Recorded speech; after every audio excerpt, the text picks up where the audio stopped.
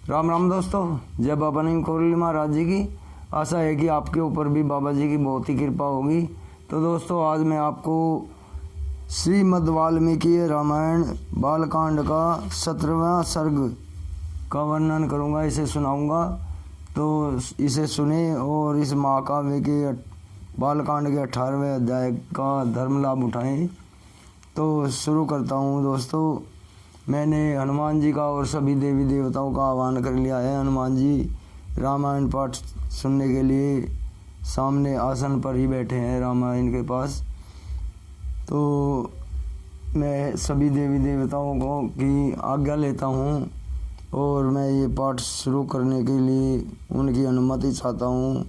हे मेरे भगवान, मुझे श्रीमद् वाल्मीकि रामायण का बालकांड का 17वां अध्याय 17वां सर्ग का वर्णन करने के लिए अनुमति दे।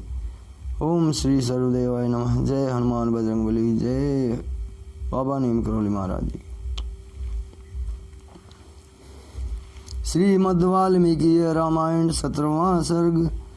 ब्रह्मा जी की प्रेरणा से देवता आदि के द्वारा विभिन्न वानर योत्पत्तियों की उत्पत्ति।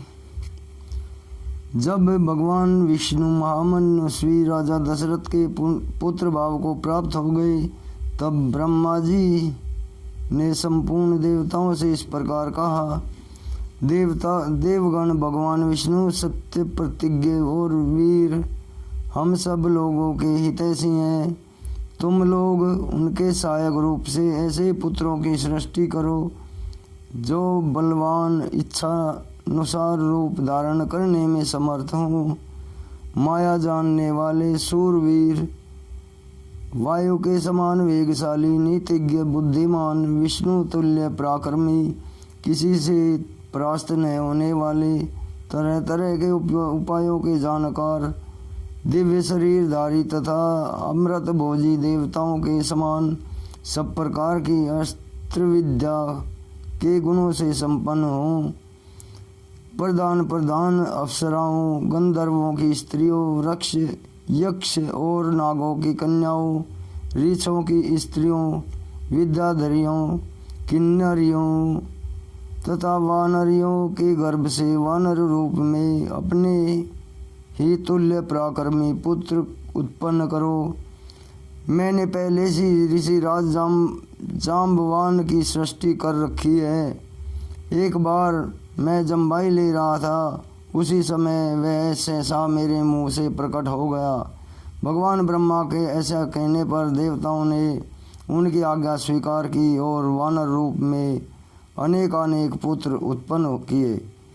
महात्मा, ऋषि, सिद्ध, विद्याधर, नाग और चारणों ने भी वन में विचरने वाले वानर भालुओं के रूप में वीर पुत्रों को जन्म दिया। देवराज इंद्र ने वानर राज वाल्मीकि को पुत्र रूप में उत्पन्न किया, जो महेंद्र पर्वत के समान विशालकाय और बलिष्ठ था। तपने वालों में श्रेष्ठ भगवान सूर्य ने सुग्रीव को जन्म दिया। बृहस्पति ने तार नामक महाकाय वानर को उत्पन्न किया, जो समस्त वानर सरदारों में परम बुद्धिमान और श्रेष्ठ था। तेजस्वी वानर गंधमादन कुबेर का पुत्र था। विश्वकर्मा ने नल नामक महान वानर को जन्म दिया।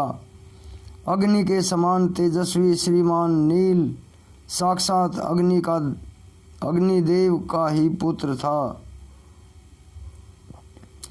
वह पराक्रमी वानर तेज, यश और बल वीर्य में सबसे बढ़कर था। रूप वैभव से संपन्न सुंदर रूप वाले दोनों अश्विनी कुमारों ने स्वयं ही मेंद और द्विविद को जन्म दिया था। वरुण ने सुषेण नामक वानर को उत्पन्न किया और महाबली पर्यजन्य ने सरभ को जन्म दिया। हनुमान नाम वाले ऐश्वर्यशाली वानर वायु देवता के औरस पुत्र थे। उनका शरीर वज्र के समान सुदृढ़ था। वे तेज चलने में गरुड़ के समान थे। सभी श्रेष्ठ वानरों में सबसे अधिक बुद्धिमान और बलवान थे। इस प्रकार कई हजार वानरों की उत्पत्ति हुई। वे सभी वानर रावण का वध करने के लिए उद्यत रहते थे। उनके बल की कोई सीमा नहीं थी। वे वीर, पराक्रमी और इच्छानुसार रूप धारण करने वाले थे। गजराजों और पर्वतों के समान महाकाय तथा महाबली थे। रीस वानर और गोलांगुल लंगूर जाति के वीर शीघ्र ही उत्पन्न हो गए। जिस देवता का जैसा रूप वेश और पराक्रम था, उससे उसी के समान पृथक पृथक पुत्र उत्पन्न हुआ। लंगूरों में जो देवता उत्पन्न हुए वे देवावस्था की अपेक्षा भी कुछ अधिक पराक्रमी थे।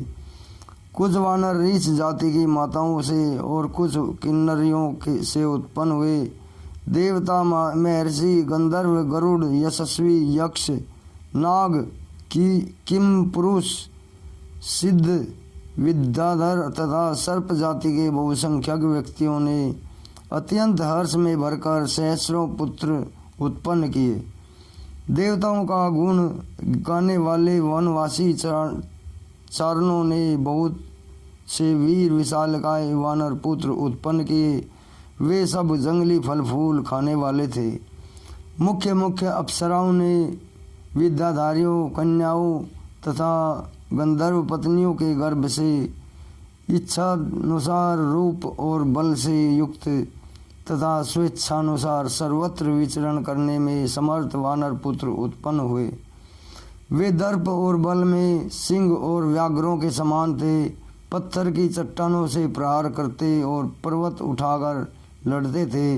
वे सभी नख और दांतों से भी शस्त्रों का काम लेते थे।